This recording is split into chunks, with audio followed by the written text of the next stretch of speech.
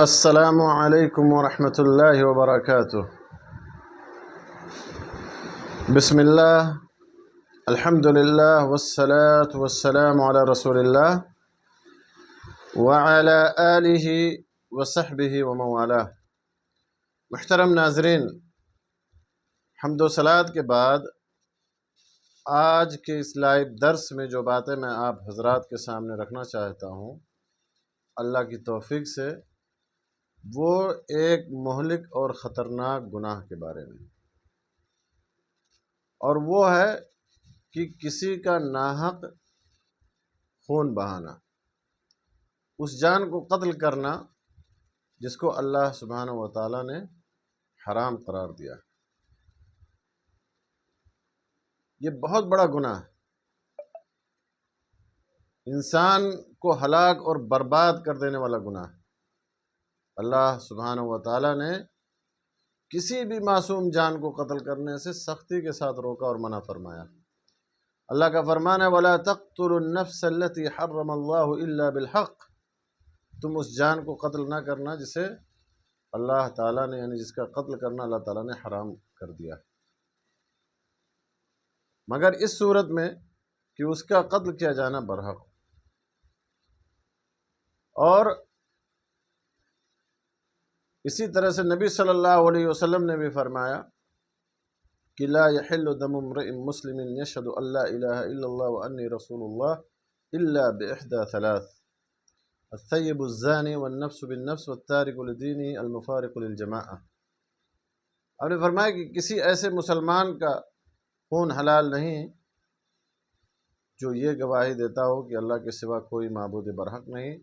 اور میں اللہ کا رسول ہوں، مگر تین میں سے ایک کے ساتھ: شادی شدہ زانی، جان کے بدلے جان، اور دین اسلام کو چھوڑنے اور مسلمانوں کی جماعت سے الگ ہونے والا شخص۔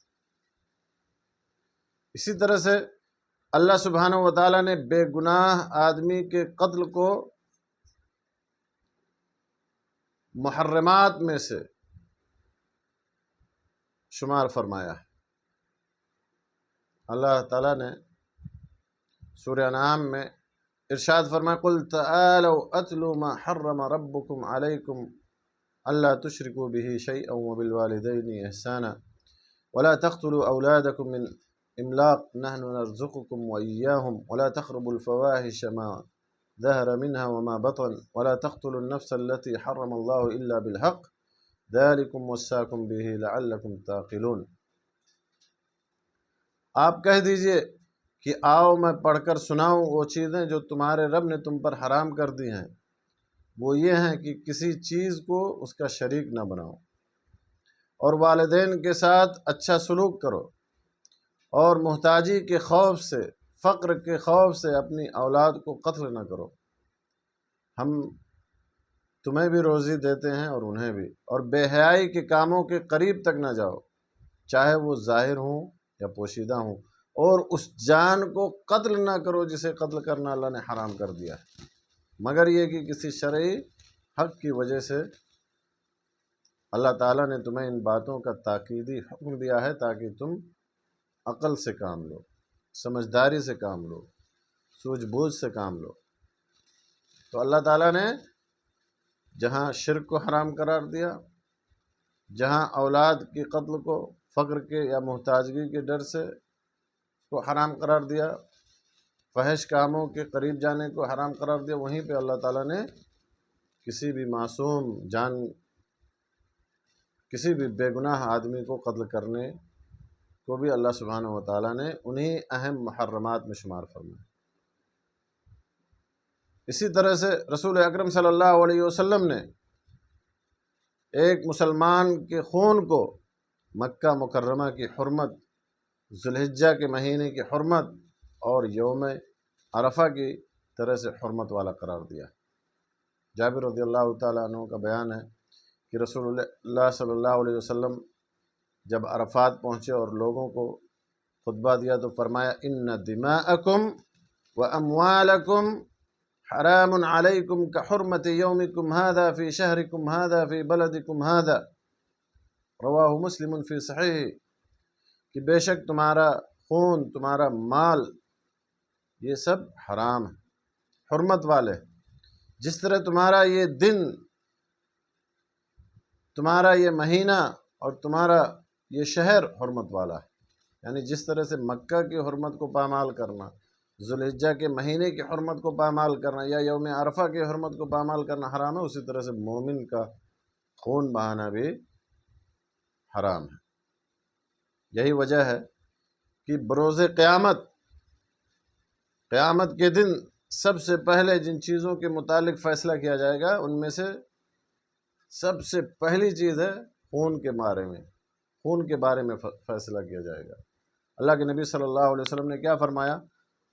اول ما یقضى بین الناس یوم القیامہ،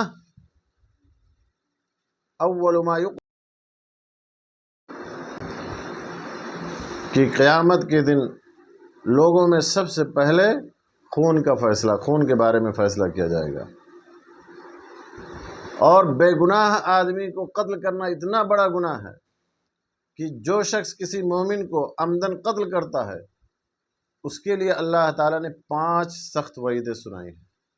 اللہ تعالیٰ فرماتا ہے وَمَن يَقْتُلْ مُؤْمِنًا مُتَعَمِّدًا فَجَزَاؤُهُ جَهَنَّمُ خَالِدًا فِيهَا وَغَضِبَ اللَّهُ عَلَيْهِ وَلَعَنَهُ وَعَدَّ لَهُ عَذَابًا عَظِيمًا۔ جو کوئی کسی مومن کو قصداً قتل کر ڈالے اس کی سزا جہنم ہے، جس میں وہ ہمیشہ رہے گا، اس پر اللہ تعالیٰ کا غضب ہے، اس پر اللہ تعالیٰ کی لعنت ہے، اور اس نے اس کے لیے بڑا عذاب تیار کر رکھا ہے۔ اور نبی صلی اللہ علیہ وسلم نے کیا فرمایا؟ کل ذنب عسى الله ان يغفره الا الرجل يقتل المؤمن متعمدا او الرجل يموت كافرا۔ ممکن ہے کہ اللہ تعالیٰ ہر گناہ معاف کر دے سوائے اس آدمی کے جس نے کسی مومن کو جان بوجھ کر کے قتل کیا، یا وہ آدمی جو حالت کفر میں مر جائے۔ اسی طرح سے آپ صلی اللہ علیہ وسلم نے یہ بھی فرمایا کہ لو ان اہل السماء والارض اشترکوا فی دم مؤمن لأکبہم اللہ فی النار، اگر آسمان اور زمین والے سب کے سب ایک مومن کا خون بہانے میں شریک ہو جائیں تو اللہ تعالیٰ ان سب کو جہنم میں ڈال دے گا۔ اتنا بڑا گناہ ہے قتل کرنا کسی معصوم کا خون بہانا، کسی بے گناہ آدمی کا قتل کرنا اتنا بڑا گناہ ہے کہ اگر ایک شخص مومن کو قتل کرنے کی کوشش میں خود مارا جائے تو وہ بھی جہنم میں چلا جاتا۔ نبی صلی اللہ علیہ وسلم نے کیا فرمایا؟ اذا التقى المسلمان بسيفهما فالقاتل والمقتول في النار، جب دو مسلمان اپنی تلواروں کے ساتھ ایک دوسرے پر حملہ آور ہوں تو قاتل بھی اور مقتول بھی دونوں جہنم میں چلے جاتے ہیں۔ جب پوچھا گیا کہ اللہ کے رسول یہ تو قاتل کا معاملہ ہوا لیکن مقتول کیوں جہنم میں جاتا؟ تو آپ نے فرمایا انه كان حريصا على قتل صاحبه، کیونکہ وہ اپنے ساتھی کو قتل کرنے کی کوشش کر رہا تھا۔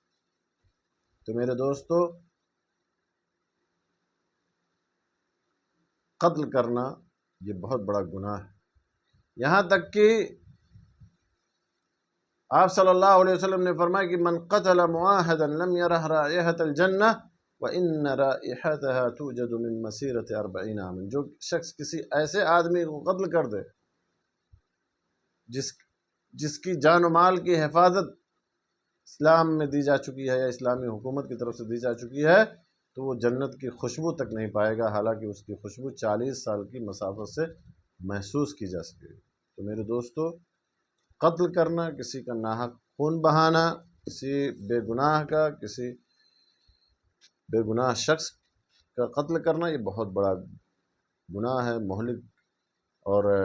ہلاک کرنے والے گناہوں میں سے۔ اسی طرح سے 7 ہلاک کرنے والے گناہوں میں بھی آپ صلی اللہ علیہ وسلم نے اس گناہ کا شمار کیا، قتل النفس التی حرم اللہ الا بالحق، کہ کسی کا ناحق خون بہانا۔ اللہ سے دعا ہے کہ اللہ تعالی ہمیں اس گناہ سے اور اس جیسے تمام مہلک اور بڑے بڑے گناہوں سے اللہ تعالی ہمیں محفوظ رکھے۔ آمین وآخر دعوانا الحمدللہ رب العالمین وصلی اللہ علی نبینا محمد۔